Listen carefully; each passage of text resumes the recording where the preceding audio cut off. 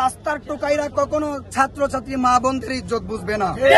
আমাদের এই আন্দোলনের মধ্যে যারা বাধা দিয়েছে সেই ছাত্রলীগ, যুবলীগ, আওয়ামী লীগের কিছু দালালেরা আমাদের এই ছাত্র জনতার গায়ে আঘাত দিয়ে ঢাকা বিশ্ববিদ্যালয়ের হলের মধ্যে, জাহাঙ্গীরনগর বিশ্ববিদ্যালয়ের হলের মধ্যে, বিভিন্ন কলেজ ইউনিভার্সিটির হলের মধ্যে আমার ছাত্র ছাত্রী ভাইদের উপর তারা নির্মমভাবে হামলা করেছে। তার নিরিখে আমার ভাই শহীদ হয়েছে। এই শহীদের রক্তর বিচার এই বাংলার জমিনের মধ্যে কায়েম করার জন্য আমরা আজকে এই এখানের মধ্যে জড়িত হয়েছি। আমাদের যে আবু সাইদ ভাই, উনি খোলা মাঠে, ওনার কাছে কোনো অস্ত্র ছিল না, উনি খোলা মাঠে বুক পেতে দিয়েছেন। ওই বুকে পুলিশরাই গুলি করছে। এই পুলিশের কথায় আমরা আন্দোলন থেমে যাবে কেন? আমরা পুলিশের কোনো চামচা নই, কোনো গোলামও নই। আমরা শিক্ষার্থী, আমরা আমাদের ভাইয়ের রক্ত বৃথা যেতে দেব না, আমাদের বোনের রক্ত বৃথা যেতে দেব না। যতক্ষণ পর্যন্ত আমাদের 9 দফা 9 দাবি মানা না হচ্ছে, ততক্ষণ পর্যন্ত আমরা আন্দোলন চলছে।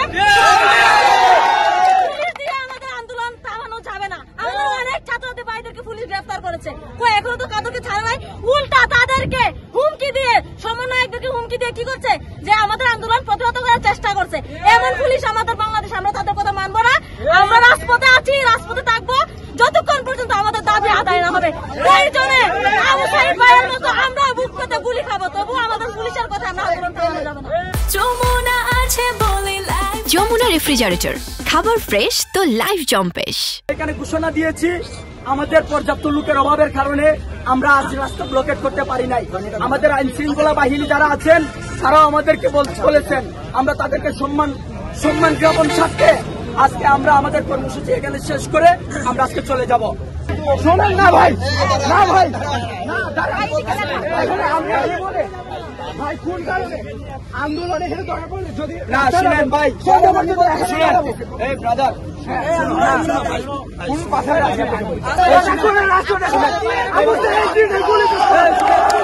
এই ন্যায় বিচার পাওয়ার জায়গা এই দেশ না ভাই। আপনারা মনে রাখবেন, আজকে আমাদের ছাত্র সমাজ 266 জন ছাত্র আজকে খবরে, আর আমরা আজকে বাহিরে আছি, তারপরে আমাদের কোনো স্বাধীনতা নাই ভাই। অধিকার চাই থেকে আজকে আমরা রাজাকার হইয়া আমাদেরকে গুলি করে মারছে তারা। সুতরাং শুনেন, যুদ্ধের ময়দানে অনেক সময় পিছায় গিয়ে কৌশল অবলম্বন করতে হয়। সুতরাং আমাদের এই কর্মসূচি আমরা কখনো অফ করব না, আমাদের কখনো বন্ধ করব না। আমাদের এই কর্মসূচি আমরা কর্মসূচি চালিয়ে যাব।